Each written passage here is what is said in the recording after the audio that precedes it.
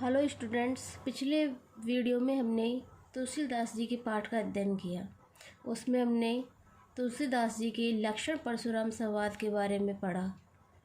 आज हम पाठ 3 सेनापति के परिचय और उनके पदों के बारे में अध्ययन करेंगे।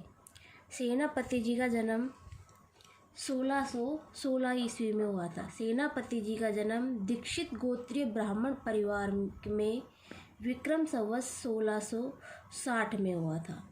इनके पिता का नाम गंगाधर और पितामह का नाम परशुराम दीक्षित था। उनके विद्या गुरु हीरामणि दीक्षित थे। वे बहुत ही आत्मविश्वासी थे। अपना परिचय देते हुए एक स्थान पर इन्होंने कहा, सेनापति सोई सीतापति के प्रसाद जाकी, सब कवि का न सुनत कविताई। ये रीति काल के महान एवं भाव प्रवण कवि माने जाते हैं।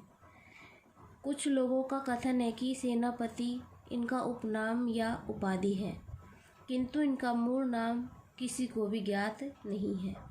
परंतु इस बात में कतई संदेह नहीं है कि काव्य कला और मौलिकता की दृष्टि से युगीन कवियों में सेनापति की भांति थे। सेनापति राम भक्त कवि थे।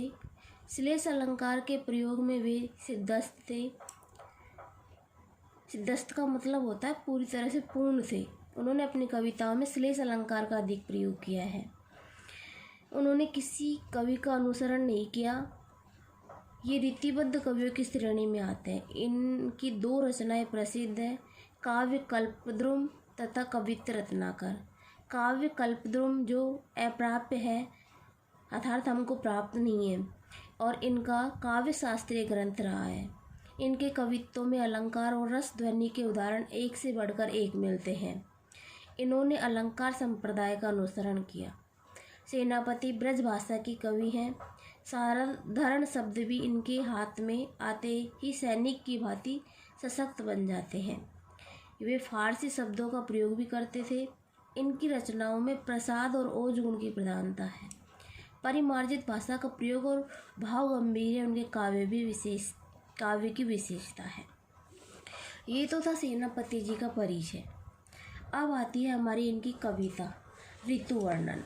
इसमें इन्होंने अपनी कविता में वसंत ऋतु, ग्रीष्म ऋतु, वर्षा ऋतु और शीत ऋतु का वर्णन किया है। अलग अलग पदों में उन्होंने अलग अलग ऋतुओं का वर्णन किया है। सबसे पहले उन्होंने वसंत ऋतु का वर्णन किया है। इसमें वसंत ऋतु को उन्होंने चतुरंग दल की सेना अर्थात एक राजा की सेना के समान बताया है, और उसका बड़े ही अच्छे तरीके से उन्होंने वर्णन किया है, क्योंकि उन्होंने किसी भी चीज़ को बहुत ओज गुण अर्थात तेजस्विता से उन्होंने अपना वर्णन किया है। तो देखो अपनी कविता में क्या कहते हैं वो। सबसे पहले वसंत ऋतु। वसंत ऋतु में देखो, बरन बरन तरु फूले उपवन वन। बरन बरन यानी विभिन्न प्रकार के, तरु यानी पेड़ों पर, फूले यानी फूल, उपवन यानी बगीचे, अर्थात बगीचे में विभिन्न प्रकार के पेड़ों पर विभिन्न प्रकार के फूल खिले हुए हैं। सोई चतुरंग संग दल लहुयत। सोई यानी सोई का मतलब होता है, सोई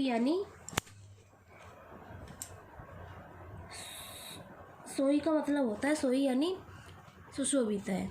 चतुरंग दल रही है, तो जो विभिन्न प्रकार के फूल खिले हुए हैं वो चतुरंग दल की सेना के समान लग रहे हैं।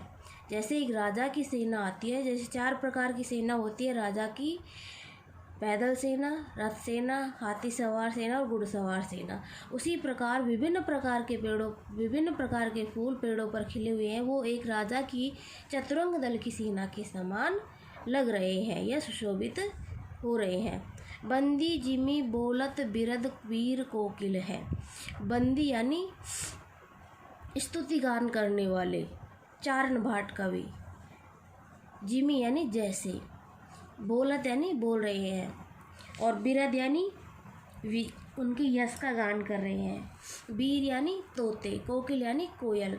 जो बंदी जन है बंदी जन है वो भी वसंत ऋतु के बंदी जन के जैसे जो कोयल और तोते और कोयल उनका स्तुति गान कर अर्थात उनके यश का गान कर रहे हैं। गुंजत मधुप गान गुण गैयत, और गुंजत यानी भौरे, गुंजत मधुप गान यानी उनके गुणों को, गुण मतलब ग्रहण करना, गए हुए यानी ग्रहण करना, और भौरे भी उनके गुणों को ग्रहण करते हुए मधुर स्वर में गान कर रहे हैं। आवे आस पास पहुपन की सुबास सोई, और आस पास पुष्पों की सुगंध आ रही है। आस पास पुष्पों की सुगंध आ रही है अर्थात सौंधी खुशबू आ रही है। वसंत के आगमन से आसपास सुगंध आ रही है। सोने के सुगंध माज सने रयुयत, और जो महल है वो सोने की सुगंध और पुष्पों की सुगंध से क्या है, मतलब महलों में भी, राजाओं के महलों में भी सोने के सुगंध माज यानी मध्य में, मतलब जो राजाओं के महलों में भी फूलों की खुशबू आ रही है। शोभा को समाज, शोभा के समूह, समाज यानी समाज मतलब सब एकत्रित होते एक जगह, वही समाज कहलाता है। तो समाज का मतलब होता है समूह, मतलब शोभा से समूह, और सुखमय सुंदर साज सज्जा से युक्त वसंत ऋतु राजा की भांति सुशोभित होता हुआ आ रहा है। आवत बसंत ऋतुराज गयत, इसीलिए बसंत ऋतु को ही ऋतुराज कहा गया है।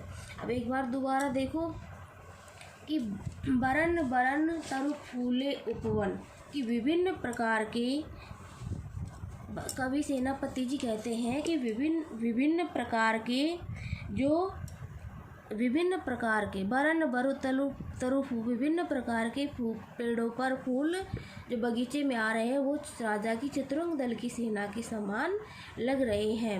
और बंदी जनों की भांति या बंदी जनों के जैसे तोते और कोयल भी वसंत ऋतु का गुणगान कर रहे हैं, और बहुरे भी उनके गुणों को ग्रहण करके मधुर गान कर रहे हैं। और आस पास फूलों की खुशबू आ रही है, और महलों में भी सर्वत्र खुशबू सुगंध व्याप्त है। शोभा को समाज और समूह और सुखमय साज सज्जा से वसंत ऋतु आगे बढ़ रहा है अर्थात वसंत ऋतु को ही ऋतुराज कहा गया है। देखे क्षिति अंबर जले, अब दूसरे पद में इन्होंने ग्रीष्म ऋतु का वर्णन किया है। ग्रीष्म ऋतु में उन्होंने देखो क्या बताया है कि देखे क्षिति अंबर जले, चारी ओर छोर, देखे क्षिति अंबर जले, देखे यानी देखते हुए, क्षिति यानी आकाश, क्षिति यानी धरती, क्षिति यानी धरती, अंबर यानी आकाश, जले चारों ओर, कि धरती और आकाश चारों ओर छोर से अतिव, चारों ओर छोर, चारी ओर छोर, चारों ओर छोर से तेज ताप से जल रहे, जले यानी जलन, तेज ताप से जल रहे हैं। क्षिति यानी धरती और आकाश चारों ओर तेज ताप से जल रहे था, चारों ओर ताप, प्रचंड ताप फैला हुआ है। तीन तरवर सभी ही को रूप हरो, कि जो तेज ताप है उन्होंने तीन यानी घास, तरवर यानी पेड़ों का, सभी का रूप हर लिया था, सभी को एक तरह से सुखा दिया है। महाझर लागे ज्योति भादव की होती चले, और अत्यधिक ताप के कारण, अत्यधिक ताप के कारण सर्वत्र भयानक लू चल रही है, और वह दावा अग्नि की भांति आगे बढ़ती जा रही है। भादव किसके लिए आया है? दावा अग्नि के लिए, तेज लू के लिए। तो महाजर लागे मतलब जो तेज धूप की झरी लगी, मतलब अत्यधिक तेज ताप भादव की भांति आगे बढ़ता जा रहा है। जलद पवन तन सेक मानो परो, मतलब जलद पवन तन जो चलत तेज लू, तेज हवा मतलब गर्म हवा को लू जिसको अपन बोलते हैं। तो जलद का मतलब क्या होता है? तेज हवा या लू। जो गर्म हवा है, तन यानी शरीर, सेक यानी जला दिया, मानो यानी मनुष्य का, मतलब जो गर्म हवा है उसने मनुष्य के शरीर को जला दिया है। दारुण तरनी तरह नदी सुख पावे सब, दारुण तरनी तरह सुख नदी सुख पावे सब। और